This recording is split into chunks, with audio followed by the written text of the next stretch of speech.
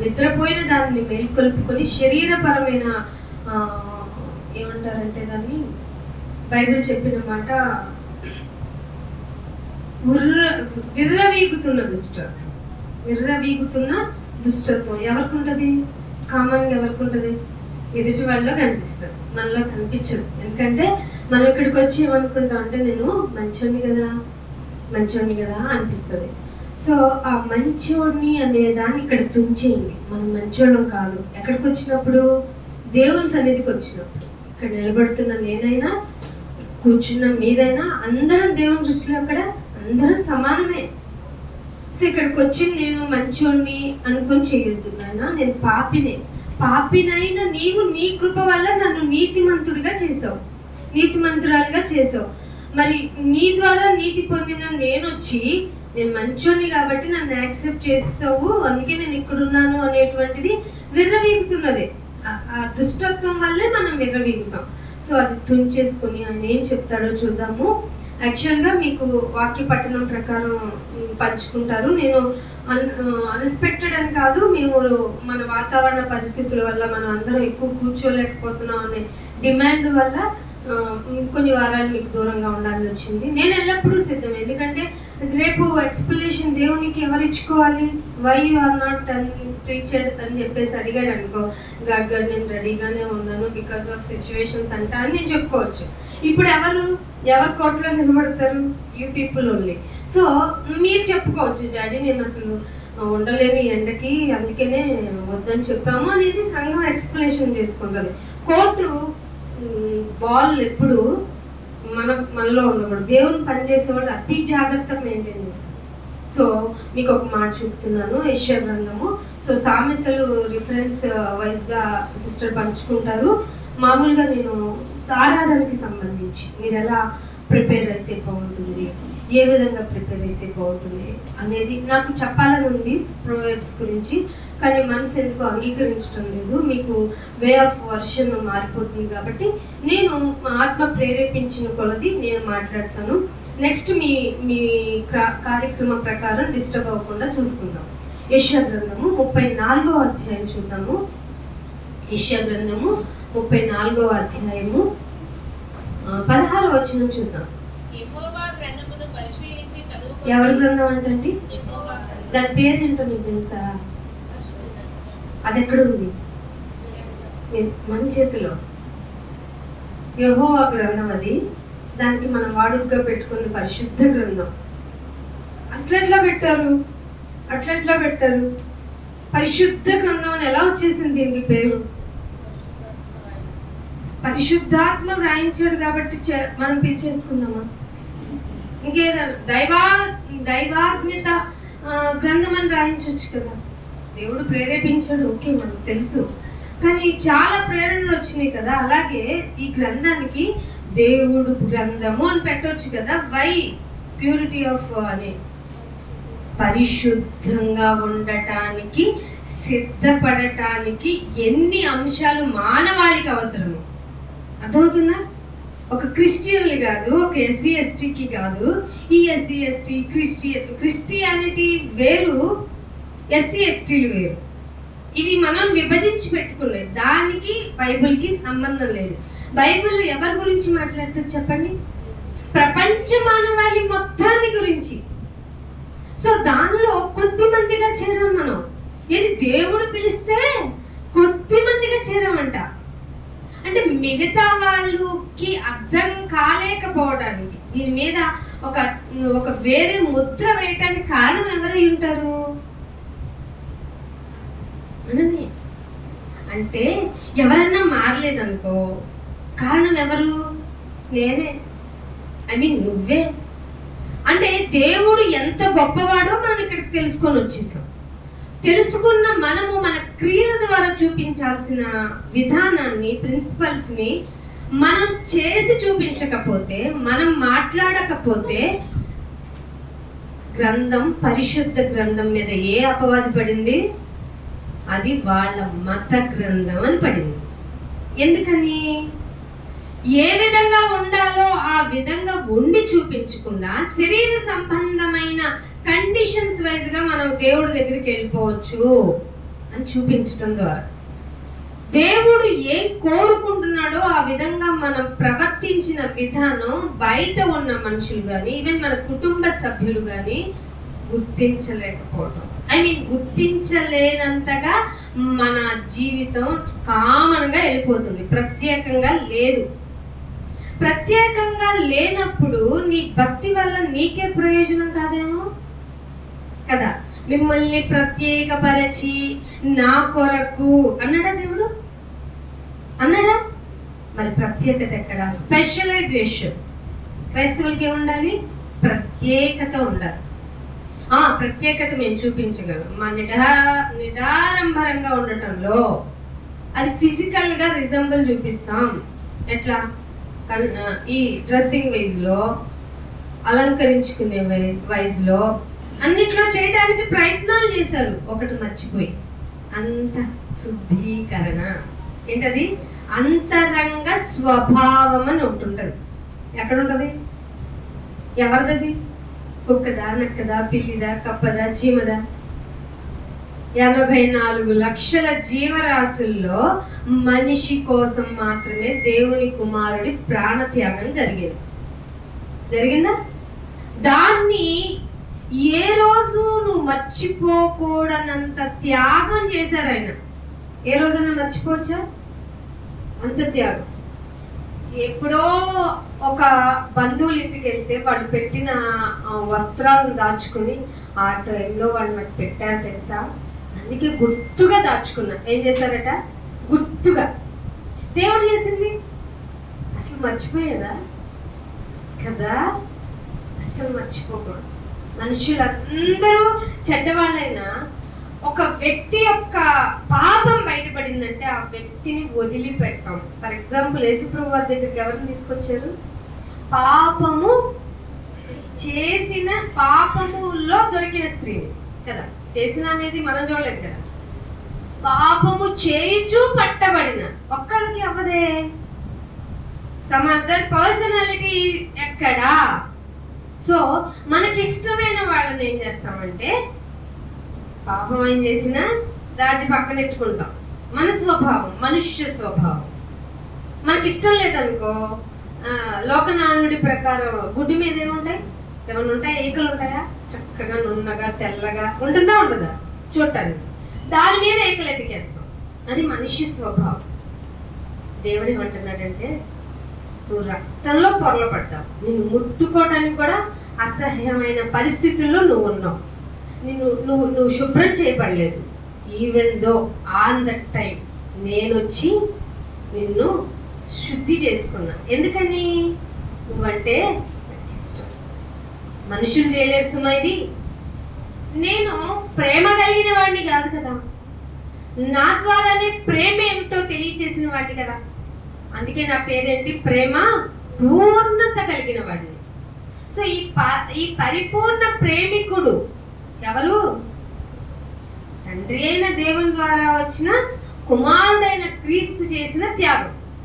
దానికి సహకారాలు అందించింది పరిశుద్ధాత్మ వారు. మీరు ఇప్పుడు పాపం ఏదైనా చేస్తారనుకోండి, పరిశుద్ధాత్మ ఏం చేస్తారు? ఇక నా వల్ల కాదని వెళ్ళిపోతారు. దుఃఖపడి వెళ్ళిపోతారు సుమా. దుఃఖపడి వెళ్ళిపోతే నువ్వు ఏ విధంగా అయితే ఇక్కడికి ఫ్రీ ఆఫ్ కాస్ట్ లో వచ్చేసావు, అంతే కదా. మనం ఏమైనా కాస్ట్ పెట్టామా? కాస్ట్ పెట్టలా. ఉచితంగా వచ్చిన ఈ రక్షణని మనల్ని ఏ విధంగా వచ్చేసిందో ఫ్రీ ఆఫ్ కాస్ట్ లో, నువ్వు ఇంత గొప్ప త్యాగము అని నేర్చుకున్న నీకు, తెలుసుకున్న నీకు మళ్ళీ తప్పు చేసావనుకో, అంతకంటే 1000 రెట్లు ఎక్కువగా శిక్ష వస్తుంది. అందుకే ఏం చేయాలో తెలుసా? దేవుని గ్రంథాన్ని చదువుకుంటూ వెళ్ళకూడదు, పరిశీలించి అని ఉందా? పరిశీలన, రీసెర్చ్. ఇంగ్లీష్లో ఏంటంట? అయ్యో మాకు అక్షరాలు తక్కువ, జ్ఞానం తక్కువ అనకండి. మీరు కూర్చొని కూడా పలుకునే అక్షర జ్ఞానం కలిగి చదివితే దేవుడు నీతో మాట్లాడుతున్న విధానం నీకే ఆశ్చర్యం వేస్తుంది. అనుభవపూర్వకంగా చెప్తున్నాను. ఫర్ ఎగ్జాంపుల్ నా దగ్గర 250 వీడియోలు ఉన్నాయి. దేవుని గురించి చెప్పిన వే ఆఫ్ మా ప్రీచింగ్లో వచ్చి 250 ఉన్నాయి. మీరు పరిశీలన చేశారనుకోండి, ఏ ఒక్క మెసేజ్ ఇంకో మెసేజ్తో సంబంధమే ఉండదు. అంత బాగా మాట్లాడారు పరిశుద్ధాత్మ వారు. దానికి నేనేం చేసుకోవాలి? నా ఘటాన్ని కాపాడుకోవాలి. ఐ మీన్ నా శరీర స్వభావకమైన లక్షణాలన్నిటినీ నేను తుంచేయాలి. ఆరాధనకి సిద్ధపరుస్తున్నాను, మిమ్మల్ని మీరు ప్రిపేర్ చేసుకోండి. నా శరీర సంబంధమైన లక్షణాలన్నిటినీ నేను తుంచేయగలిగితేనే పరిశుద్ధాత్మ వారు నా దగ్గర ఉంటారు. ఏ చిన్ని లక్షణం ఆయనకి ఇబ్బంది కలిగించే విధానాన్ని గనక నేను కలిగి ఉంటే ఆయన నాతో మాట్లాడరు, నేను మాత్రమే మాట్లాడతా. అది వాక్యమే. అర్థమవుతుందా? ఆ వాక్యం మాట్లాడతాను కానీ పరిశుద్ధాత్మ వారు ఉండరు. సో మీరు వింటున్నప్పుడు, మీరు గ్రహిస్తున్నప్పుడు చెప్పబడుతున్న మాట డ్రోమిటికల్గా ఉందా? ఐ మీన్ నోటి నుండే వస్తుందా? నా హృదయాన్ని ఏమన్నా టచ్ చేస్తుందా? దేవుడు నాతో మాట్లాడుతున్నాడు. ఏమని మాట్లాడతాడు? అమ్మ నీకు గృహాన్ని ఇచ్చేస్తాను, పిల్లల్ని ఇస్తాను, పిడుగునిస్తాను, ఇది ఇస్తాను, అది ఇస్తానని చెప్తున్నాడా? లేదా నీ ఆత్మ సరిగ్గా లేదు, నీకు రక్షణ అవసరం, ఇలాంటివి ఏమన్నా మాట్లాడుతున్నారా? ఒరిజినాలిటీ డూప్లికేట్కి. మెటీరియల్ ఒకలాగే పైకి కనిపిస్తుంది. మెటీరియల్ ఎలా ఉంటుంది? ఒకలాగే కనిపిస్తుంది. నాకు బాగా ఎగ్జాంపుల్గా కనిపించేది బొప్పాయి విత్తనాలు తెలుసు కదా, అవి అక్కడే పెట్టి, మిరియాలు తెలుసు కదా, అవి పక్కనే పెడితే ఎలా ఉంటాయి? రెండు సేమ్. కానీ మీకు ఇది వేరు ఇది వేరు అని ఎలా తెలుస్తుంది? ఏం చేయాలి? టేస్ట్ చేయాలి, రుచి చూచి తెలుసుకోవాలి. యెహోవా ఉత్తముడని రుచి చూసావా? రుచి చూస్తే వాక్యము ఏది ఒరిజినాలిటీ కలిగింది, ఏది డూప్లికేట్, ఏది. నేను ఇక్కడ నుంచి వెళ్ళిపోయి వన్ డే దూరంగా ఆరాధన చేసుకోలేని పరిస్థితి నాకు వచ్చింది. ఇన్ ఫ్యూచర్ వస్తుంది మీకు అందరికీ. అప్పుడు అన్నా వాక్యం పెట్టించండి అన్నా, ప్లీజ్ అన్నా రిస్క్ తీసుకొని అయినా పెట్టుకుందాం అంటే సెక్షన్స్ ఒప్పుకో. ఇప్పటికే పునాదులు చాలా పడిపోయినాయి, మీకేమో ఆ వేడి సెగ కూడా తెలియట్లేదు. కానీ దేవుడు కృప వల్ల అలా జరగకూడదని, జరిగితే మనకి వాక్యం అందకపోతే ఏమైపోద్ది తెలుసా? ఆత్మ చచ్చిపోద్ది. ఆత్మ చచ్చిపోతే శరీరం ఏంటి? దేవుని దృష్టిలో శవమే. అంటే దేవుడు టోటల్గా ఏం చేద్దాం అనుకుంటున్నాడు తెలుసా? చెప్తున్నారు కదా, ఏమన్నా మార్పు వచ్చిందా? ఇన్ఫ్యాక్ట్ నేను ఒక ఆలోచన వచ్చింది నిన్న. యేసుప్రభు వారు బోధించారు పరిశీలన మధ్య, శాస్త్రం మధ్య, జనాల మధ్య. ఓ ఫాలోయింగ్ అసలు ఎక్కడికి వెళ్ళినా ఆయన జనసమూహాలు ఉన్నారు కదా. దాని ప్రకారం ఏం జరగాలి? మామూలుగా అయితే ఆయన మీద అభిమానం విపరీతంగా పెరగాలి కదా. ఆయన ఎలా చచ్చిపోయాడండి? చంపేయండి అని సొంత జనాంగాలు ట్రెక్కర్ చేసి మాకు బరబ్బానే వదిలిపెట్టు. ఏం చేశాడు బరబ్బా? దొంగ, దోచుకున్నవాడు, వాడు హత్యలు చేసినవాడు. వాడు ఎందుకయ్యా మాకు ప్రాణహాని కదా. ఈయన ఏం చేశాడు? గుడ్డి వాళ్ళకి కన్నీళ్ళు ఇచ్చాడు, గుడ్డి వాళ్ళకి కళ్ళు ఇచ్చారు, కుంటి వాళ్ళకి కాళ్ళు ఇచ్చాడు. ఎవరు చేయలేని శవాన్ని లేపడం ఏమిటి నాయన ఆయన వల్ల? అసలు 2 చేపలు 5 రొట్టెలతో ఇంతమందికి ఫుడ్ ఏంటి నాయన? ఆయన ఎలాగైనా కాపాడండి, మనం పొరపాటు పడ్డామన్నారా? యేసు ప్రభువారే దిగి స్వయంగా వాక్యమై ఉన్న ఆయన శరీరధారిగా వచ్చి ప్రకటిస్తేనే చంపేసింది లోకం. మరి ఎందుకండి వాక్యం చెప్పిస్తున్నాడు ఆయన? ఎందుకండి అంటే ఛాన్స్ ఇవ్వాలిగా. ఛాన్స్ వినియోగించుకొని మూర్ఖమైన వక్ర జనము మధ్య నిందారహితులు ఎంతో కొంతమంది ఉంటారు కదా. ఆయన లెక్కలో ఉన్నవారు ఉంటారు కదా. మత్తయి సువార్త 15వ అధ్యాయము, మత్తయి సువార్త 15వ అధ్యాయం తీయండి.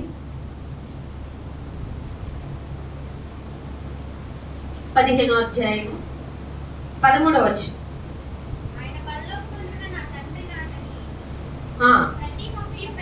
పరలోకమందున్న నా తండ్రి నాటని ప్రతి మొక్క, అంటే ఆయన నాటని మొక్కలు సొసైటీ అనే సంఘంలో ఉన్నాయా? అందుకే కదా ఆయనే స్వయంగా చెప్తారు, ఆశ్చర్యం అనిపించింది. అందరం నీతోనే కదా నాయన పుట్టాము, నువ్వు లేకుండా మేము లేం కదా. నాటని మొక్కలు ఎక్కడున్నాయంట? సంఘాల్లో ఉన్నాయి. ఆయన పరలోకమందున్న నా తండ్రి నాటని మొక్కలు ఉన్నాయి కాబట్టే నా కుమారుడు బలవాళ్ళు వచ్చింది. అర్థమవుతుందా? సో వాక్యం చెప్పబడుతుంది. వాక్యం చెప్పబడుతున్న ప్రతి చోట విధ్వంసం పెరుగుద్ది, అతిక్రమం పెరుగుద్ది, ఆలోచన తగ్గిపోద్ది, దేవునికి సపోర్ట్నెస్ తగ్గిపోద్ది. మీరు నిజాలే వింటున్నారు. ఎందుకనో తెలుసా? నాటని మొక్కలు సంఘంలో, దాన్ని ఇంకొక విధానంలో దేవుడు ఏం చెప్పాడు తెలుసా? కలుపు మొక్కలు. మరి కలుపు తీసేయచ్చు కదా నాయన అంటే, శిష్యులు అడిగారు కదా మీకు ఈ సందర్భాలు, కలుపు తీసేయచ్చు కదా నాయన, దానివల్ల ప్రాబ్లం అంటే, కలుపు అని తీసేసావంటే పక్కనున్న మంచి మొక్క కూడా అనుకోకుండా పెళ్ళగించబడుతుంది. సో వెయిట్ చేయండి. ఏమన్నాడు ఆయన? వెయిట్ చేయండి, పెరగనివ్వండి. మీకు తెలుసు కదా, పెరుగుట విరుగుట కొరకే. మీకు నానుళ్ళన్నీ బాగా తెలుసు కదా సామెతలు. నానుళ్ళు అంటే నానుతూ ఉంటాయి ఆ పదాలు, ఆ పదజాలం. సో పెరగనివ్వండి. ఎన్ని చెప్పినా, వాక్య ప్రకారం ఎంత గద్దించినా, ఏది మారాలో అది మార్చుకోకుండా, ఎలా ఉండాలో దేవుల్లో అలా ఉండకోకుండా, ఇదిగో నేను వచ్చేసాను అని ధైర్యంగా చూపిస్తున్నారు దేవుని సన్నిధికి వచ్చి. ఇంక్లూడింగ్ మీ, నేను కూడా సరి చేసుకోవాలి. చెప్తున్నాను కదా, నాకు కొమ్ములు ఉంటాయండి, చూపించండి కదా కొమ్ములు. మీరు ఎలాగో నేను అలాగే. మీకు ఎలాంటి బలహీనతలో నాకు అలాంటి బలహీనతలే, కానీ వాక్యంలో ఎక్కువ ఉండాలి. మనం చెబుతున్నాను అండ్ నాకెంత టైం నేను కేటాయించుకుంటున్నానో, వినువారు మాత్రమే ఉండక మిమ్మల్ని మీరు జాగ్రత్త పరచుకోమన్న వాక్య ప్రకారం తగు జాగ్రత్తలు ఎక్కువ ఎవరు తీసుకోవాలి? పెళ్ళగించబడే మొక్కలు, కలుపు మొక్కలు ఉంటాయి గనుక, తండ్రి నాటని మొక్కలు కూడా ఉంటాయి గనక మీరు జాగ్రత్త. మీ గురించి మీరే జాగ్రత్త. దీన్ని బట్టి తెలిసిపోద్ది మీరు ఆరాధన ఎలా చేస్తారు. అయినా నేనేమన్నా నువ్వు నాటని మొక్కనా? ఎందుకంటే నీ వాక్యం వింటుంటే నాకు చిరాగ్గా ఉంటుంది, నీ మాట వింటుంటే నాకు ఎందుకో ఇబ్బందిగా ఉంటుంది, ఎక్కువ వినాలనిపించట్లా, శరీరపరమైన ఇబ్బందులు గురి చేసుకుంటున్నాను, నాకు ఎక్కువ కూర్చోలేకపోతున్నాను, ఉండలేకపోతున్నాను, అసహ్యంగా ఉంది, చిరాగ్గా ఉంది. నేనేమన్నా నాటబడని మొక్కనా? ఎందుకంటే అసలు లోకంలో ఎన్నో విషయాలుగా ఎంతో మంది లోకంలో తిరిగేస్తున్నారు. నువ్వేంటి ఒక ఇంటిని ప్రేరేపించి, దాన్ని ఇంటిని కొంత భాగాన్ని డివైడ్ చేసి నా కొరకు కేటాయించాను అని సంఘంలోనికి పిలిపించి, ఇదిగో నీకు ఇచ్చిన రక్షణ గురించి గుర్తు చేసుకో అంటూ వాక్యాలు నాకు చెప్పిస్తుంటే నాకే చిరాకు ఎందుకు ఇస్తుంది? నా కోసం చేయించిన పని కదా ఇది, నన్ను బాగుపడమని కదా చేశావు, మరి నాకు లాభకరమైనది నన్నెందుకు ఇబ్బంది పడుతుంది? అప్పుడు పౌలు గారు ఆన్సర్ ఇచ్చారు, నీలో మంచిదేది లేదుపో అన్నాడు. ఏమన్నాడు? నాలో నివసింపదగిన మంచిదేది లేదు, నాకు వ్యతిరేకంగా నాలోనే జరిగిపోతున్నాయి, నేను అసలు మంచోడిని కాను. ఆరాధన చేయాలంటే ఏం కావాలో తెలుసా? ముందు నువ్వు మంచోడివి కాదని తెలియాలి. మనం అనుకుంటాం పోయిన వారం నుంచి ఈ వారం కాపాడాడు. సరే కాపాడాడు, ఫర్ వాట్ రీజన్? ఆయన ఎందుకు కాపాడుతున్నాడు? బతికి తీరాలి. నీకు ఆదివారమే నువ్వు టైం ఇస్తావు కనుక ఆ రోజే నేనేం చెప్తానో నువ్వు తెలుసుకోవాలి, ఆ రోజే నువ్వు రియలైజ్ అవ్వాలి. బాప్తిస్మం తీసుకోలేకపోతున్నానన్న నాకు బుద్ధి చెప్పించాలి. తీసుకున్నా నటిస్తున్నాను నాకు తెలియకుండా, కానీ నన్ను నేను జడ్జ్ చేసుకొని నేను మంచోడిని, ఎందుకంటే నేను గుడికి వెళ్తున్నాను, నేను ప్రార్థనకి వెళ్తున్నాను, నన్ను నేను మంచివాడిని అనుకొని ఇక్కడికి వచ్చాను నాయనా. కానీ తీరా చూస్తే నీ వాక్యం నన్ను కడిగి పారేసింది, నన్ను ఏడిపించింది, నన్ను ఇబ్బంది పెట్టింది, నువ్వు సరిగా లేవని చెప్పింది, నన్ను సరి చేసుకోమని చెప్పింది. ఇదిగో ఈ అవకాశం ఇచ్చావు కదా, నన్ను సరి చేసుకునే అవకాశం ఇచ్చావు కదా, అసలు నేను మంచివాడిని కాదని తెలియజేసావు కదా, పరిశీలించి చదువుకోమన్న నీ మాటని పెడచెవని పెట్టాను కదా, విన్నమంటే నిద్రపోతున్నాను కదా, నేనెలా మంచివాడిని? అయినా నా జీవితకాలం పెంచావు కదా. అయినా జీవితకాలం పెంచడం ఏంటి నాయన? ఇది చస్తే బాగుండు అనుకుంటారు కదా నాయన మంచివాడు కాకపోతే ఈ లోకం. సో సెక్షన్స్ ప్రకారం మరణ శిక్షణ రైట్ అంటుంది కదా నాయన ఈ సమాజం. కానీ తప్పులు చూడని నిన్ను నేను ఏమి ఇవ్వగలను? ఒక్కటి నువ్వు యాక్సెప్ట్ చేస్తానన్నావు, విరిగి నలగాలన్నావు కదా, నలిగిపోయాను నాయన. నా తప్పులు తెలిసిపోయాడు, నేను మంచివాడిని కాదు, మంచిదాన్ని అస్సలు కాదు, నా కళ్ళు నా మాట వినటంలా. యోబు గారు ఎలా చెప్పుకున్నాను ఆయన, కన్యకను చూడొద్దు అని ఎవరికి ఆజ్ఞించాడంట? నువ్వు ఆజ్ఞిస్తావా? నేను మొబైల్ని చూడను ఎత్తావండి. మొబైల్ నీ చేతిలో జస్ట్ యాజ్ ఎ పేరెంట్గా ఉంటే ఎదురు తిరిగైనా కొట్టేస్తాం మనం, అంత బానిసలు.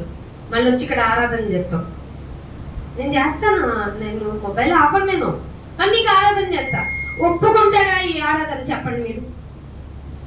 మనకేమన్నా తప్ప అనిపిస్తే మార్చుకుందాం. నువ్వు చాలా అనుకున్నా నేను పాడే పాటలో మరి చాలు అనేది జీవితంలో ఎందుకు చూపించలేకపోతున్నా అంటే నటనే కాదు, వేషధారనే కాదు. నరులు ఈ వేషధారణ దేవుడు భరించగలరా? మార్చుకోమని ఏంటి? మీ మనస్సు మారి నూతనత్వం ఏది నీ ఆరాధనలో?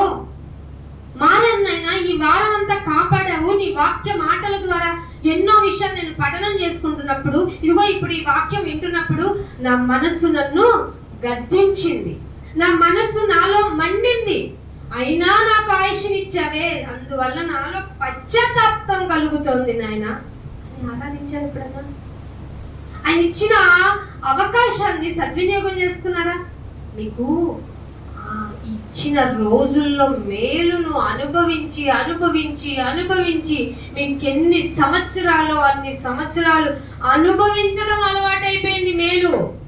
అందుకే మీలో సోమరితనం వచ్చింది, నిద్ర వచ్చింది. మీ బాడీనే చెబుతుంది మీరు ఎలా ఉన్నారు, అయినా మాట వినటంలా, మనసు మార్చుకోవటంలా. చీమల దగ్గరికి వెళ్ళండి అన్న సిగ్గుపడని జీవితం మంది. మనిషి మా గొప్పోడా చీమ గొప్పదా? చెప్పండి. మనిషి కదండి. విచక్షణ జ్ఞానం నీకే ఇచ్చా. ఎందుకు ఇచ్చావు నాయన? ఫుడ్ ది బెస్ట్ ఎక్కడ దొరుకుతుంది? ఏ రెస్టారెంట్ లో ఫుడ్ పార్టికల్ ఐటమ్స్ బాగుంటాయి, టెండర్గా ఉంటాయి, బాగా ఫ్లెషీగా ఉంటాయి. ఇవి తెలుసుకోవడానికా? చెప్పండి. ఏ దుస్తులు ధరించుకుంటే నేను ఉప్పొంగిపోయి జీవితాన్ని కలిగి నేను the great personality, Raymond dress వేసుకోనా?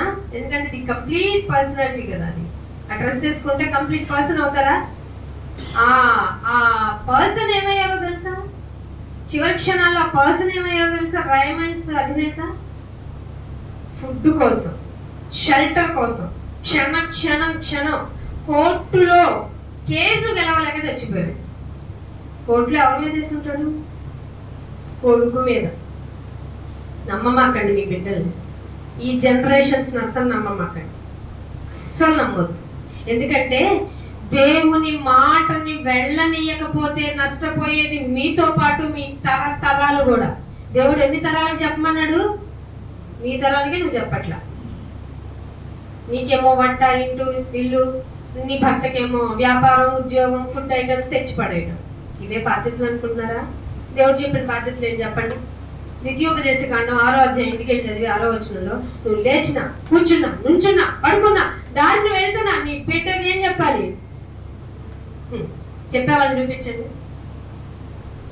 అవన్నీ చేయకుండా వస్తే నిన్ను దేవుడు నీ ఆరాధనని యాక్సెప్ట్ చేస్తారా? ఏంటి ఇలాంటి చెప్తున్నావు? మాకు అనుకూలమైన పోదు, నాకు రాదు. ఎందుకంటే పరిశుద్ధాత్మ ఏది చెప్పమంటారో అది చెప్పి తీరాలి. అందుకే నాటబడని వారిని, తండ్రి నాటబడిన వాటిని దేవుడు చూసుకుంటారు, వారి జోలికి పోవద్దు. మరి ఏం చేయమంటాం నాయన? కడబూర ధ్వని ఉంటది. కడబూర ధ్వని ప్రకారం అంటే ఏంటంటున్నారు? ఏమనుకుంటున్నారు? కడబూర ధ్వని అంటే వాక్య ప్రకారం డేంజర్ బెల్ 1వసారి, డేంజర్ బెల్ 2వసారి అని నీ లైఫ్ లో ఎన్నిసార్లు డేంజర్ బెల్ నీ చేత మోగించగలవో అదే దేవుడు ఇష్టపడతాడు.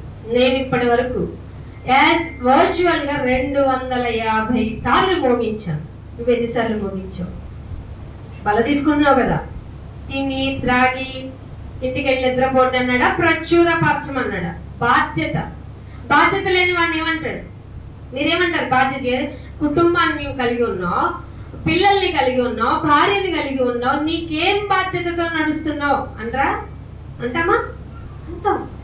మరి ఆ వాళ్ళని అనటమే కరెక్ట్ అనుకుంటే మందిరానికి వస్తున్నావు, ఆయన చేత పోషింపబడుతున్నావు. మీకు తెలుసో లేదో, ఆయన సెలవు లేకుండా భోజనము చేయుట సాధ్యమా? అసాధ్యమా? అసాధ్యమైన పనిని రోజుకు 3 సార్లు, అంతకంటే మరి ఎక్కువ సార్లు చేస్తుంది ఎవరు? అసాధ్యమైన పనిది భోజనం చేయటం. నాకు వద్దంటావు, విరవీగుతున్న దృష్టంతం కదా. ఉప్పు లేదంటావు, పప్పు లేదంటావు, మొక్క లేదంటావు, మొక్క దిగదంటావు. ఎంత విర్రవీగుతున్న దృష్టత్వం! ఏది వాక్యం తెలుసుకునే నీ ప్లేట్లోనికి వచ్చిందంటే అర్థం ఏంటో తెలుసా? దేవుడు ఆజ్ఞ ఇస్తే వచ్చింది. ఆయన అదృశ్యుడు కనుక ఆయన వొకాబులరిటీ నీ చెవులకు వినపడితే నువ్వు చస్తావు గనుక సైలెంట్ వేలో ఆయన పనులు చేసేస్తున్నారు. మీకేం అర్థమవుతుంది ఆయన గురించి? ఆయన ఏమనుకుంటున్నారు? ఒక మాట చూపిస్తారు. ఒక మాట చూపించి ముందుకెళ్తాను. హబక్కూకు గ్రంథము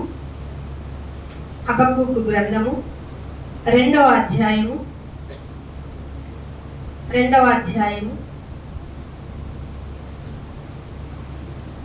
4వ వచనం. ఏం కాకంటమ్మా? అదేంటి? దేవుడికి ఏం కావాలైతే? ఎనీబడి మీరు చదువుతున్నారు బైబిల్ని? ఇప్పుడు చూసారా? చదువు తల్లి, గట్టిగా చదువు అన్నమాట. దేవుడికి ఏం కావాలంట? యథార్థత. యథార్థత మనం కూడా కోరుకుంటాం కదా మనుషుల దగ్గర.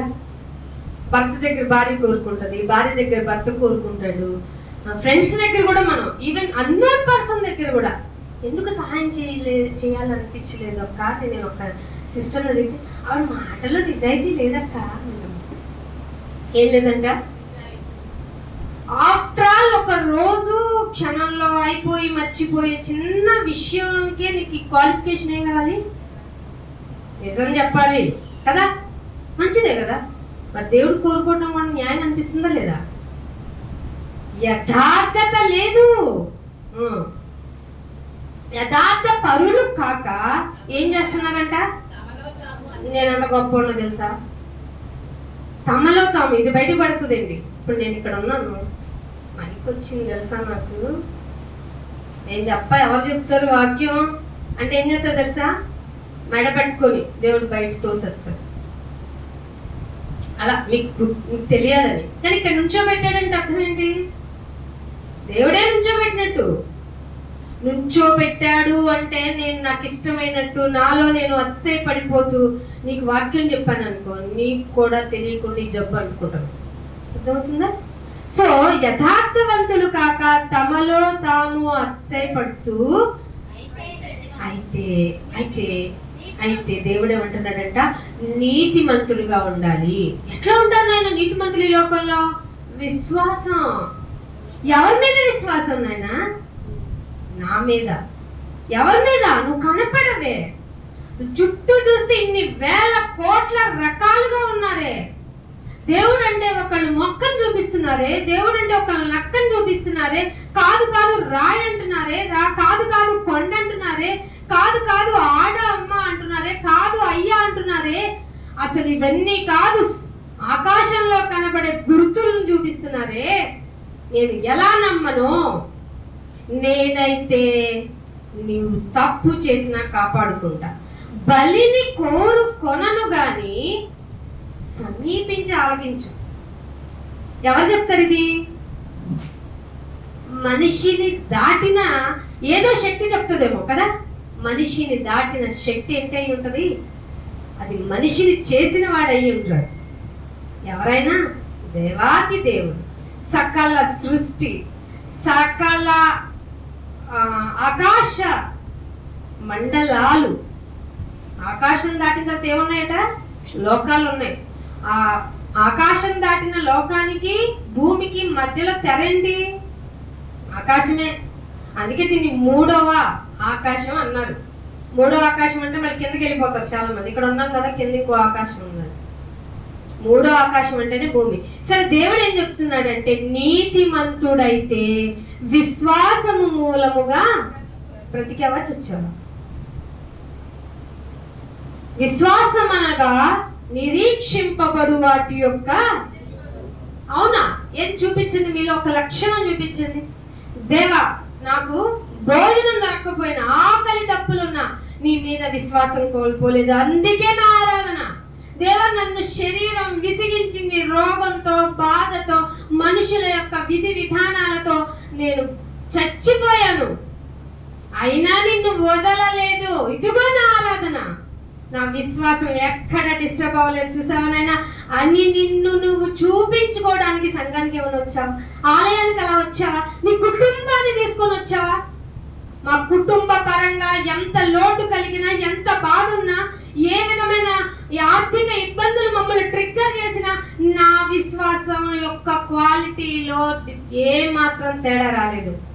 అందుకే వచ్చానైనా, అందుకొచ్చానైనా, ఇదిగో నా ఆరాధన. నీకు ఆరాధన అంటే ఏమనుకుంటున్నారు? మించిన ప్రేమ, మించి నిన్ను ప్రేమిస్తున్నానని చెప్పడానికి రుజువే నేను ఇక్కడికి రావడం. అసలు ఇక్కడికి రావడానికి నా శరీరం సహకరించనంది. నేను రాను, అలసటగా ఉన్నాను, పడుకుంటానంది. దాన్ని లేపి తీసుకొచ్చి ఈడ్చుకొచ్చి నీ దగ్గర పెట్టాను. నాయనా, నాకు ఇవ్వాలి నువ్వు పరలోకం, ఇదిగో నా వాదం గెలిపించుకోవడానికి ఇక్కడికి వచ్చాను అన్నాడా లేదా యోబు గారు? బాధని నీకు వినిపిస్తున్నాను, దానిలో నీకు యథార్థత కనపడుతుంది. నేను గెలుస్తానన్న నమ్మకం నాకుంది నాయన. ఇంత శ్రమలోనైనా నేను వదలలేదు. ఎన్ని సంవత్సరాలు తెలుసానైనా నాకు?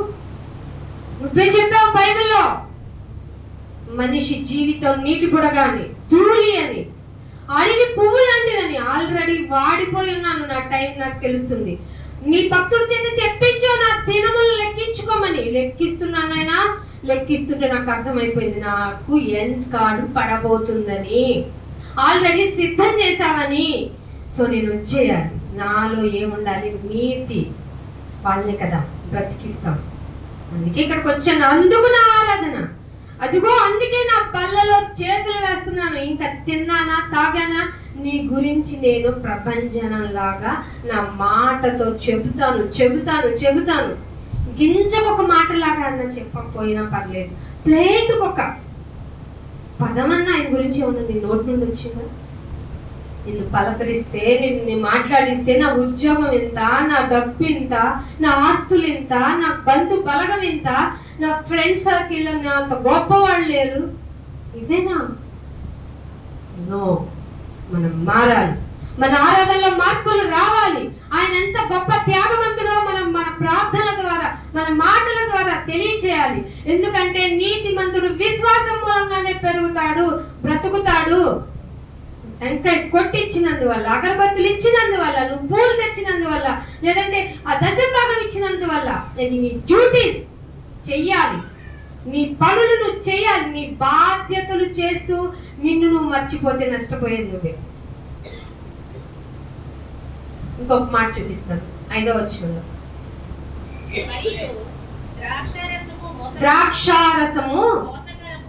ద్రాక్షారసం మోసం అంటే మీరే ద్రాక్షారసం బైబిల్లో ఉంది మోసం, దాన్ని మీరు ఆదివారం తాగేస్తున్నారు అంటున్నారు. అన్నీ తెలుసా?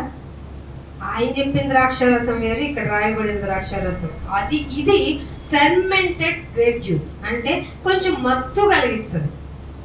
అప్పట్లో ఇంకా మత్తు ఎక్కువ కలగాలని ఇంకొన్ని పదార్థాలు మన శరీరాన్ని లివర్ ఫిల్టరేషన్ చేయలేని ఒక పదార్థాన్ని ఇప్పుడు వేసుకొని తాగేస్తున్నారు. చాక్లెట్ల కంటే ఘోరంగా దొరికేస్తున్నాయి అంటే. నీ పిల్లల్ని ఏమైనా జాగ్రత్త చూస్తున్నావా? వాళ్ళకి మొబైల్ ఎత్తావు, తిండి పెడుతున్నావు, ఏం చేస్తున్నావు? తిండికి తగ్గ పని జరుగుతుందా? పని జరిగితే బాడీ అంత ఉండదే, గమనించావా? మరీ పెంపకంలో ప్యాంపరింగ్ ఎక్కువైపోయింది. దేవుడి కంటే ఎక్కువ ప్రేమిస్తావు నువ్వు? దేవుడి కంటే ఎక్కువ ప్రేమిస్తావా? సరే, ఊపిరి తీసేసావు అనుకో, ఊపిరి అవయవం ఒకటి చెడిపోయింది అనుకో, ఇచ్చి చూడు. అంత సెల్ఫిష్ నువ్వు తల్లిదండ్రులుగా, పేరెంట్. కానీ నీకు అవకాశం ఇచ్చాడు నీ బిడ్డలను మార్చుకోవడానికి. నీకు అవకాశం ఇచ్చాడు నీ ఫ్యామిలీని మార్చుకోవడానికి. ఈరోజు ఇక్కడికి వచ్చిన నీవు నీ ఫ్యామిలీ గురించి చేసిన సాక్రిఫైసెస్ ఏంటి? అయినా నీ దగ్గరికి వాళ్ళని తీసుకురావటానికి నేను చేసిన సాక్రిఫైసెస్ నీకు తెలుసు కదా. చేసావా ఆరాధన? నేను ఎన్ని త్యాగాలను చేసి ఇక్కడికి వచ్చాను, అయినా వాళ్ళు రాలేదంటే తప్పు నాదే.